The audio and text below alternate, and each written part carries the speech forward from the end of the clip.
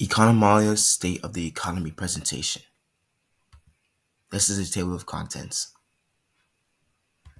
Number 1. Summary of economic conditions. Good afternoon, Madam President. I'm here to provide an overview of our current economic situation.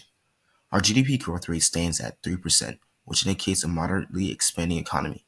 The unemployment rate is at 4.6%, suggesting we're close to full employment, though there's still some lack in the labor market. Inflation is running at 2.2%, which is within the targeted range, neither too high nor too low. The interest rate is at 2.5%. Overall, these conditions suggest our economy is in an expansion phase of the business cycle. However, rising debt levels and global trade imbalances pose a risk to continued stability. Number 2, graph inserts and explanations. First, let's look at the aggregate demand and aggregate supply graph. As you can see, our economy is currently outputting near potential output, where the AD and SRAS intersect at the long-run aggregate supply line. This reflects stable inflation and solid output. Next, the Phillips curve. This illustrates the trade-off between inflation and unemployment.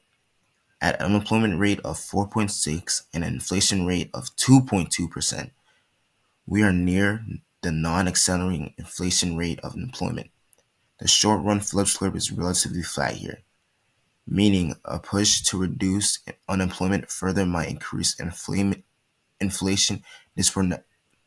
disproportionality.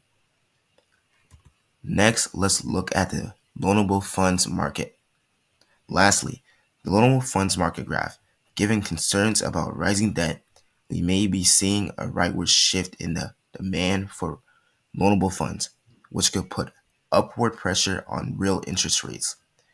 This signals increased borrowing by either the government or private sector, raising concerns about crowding out private investment. Number 3, policy recommendations. Given these conditions, I recommend a contractionary fiscal policy, specifically aimed at reducing public debt without stifling growth. This could include reducing inefficient spending or broadening the tax base slightly, avoiding aggressive tax that might reduce consumption. I choose this policy of recommendation because interest rates are already neutral, and tightening monetary policy could unnecessarily restrict credit. Plus, as we saw in the loanable funds market graph, public sector borrowing is crowding out private investment. Fiscal restraint helps rebalance this. Reflection and wrap up. The most challenging part of this analysis was balancing short-term stability with long-term stability. It's easy to look at the numbers and feel comfortable, but hidden risks like debt and trade imbalances can quickly shift the outlook.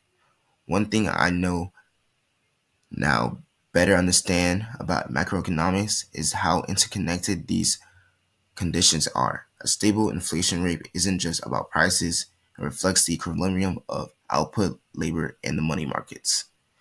Thank you for your time, Madam President.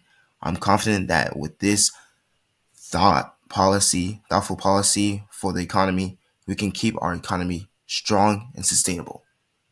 Thank you.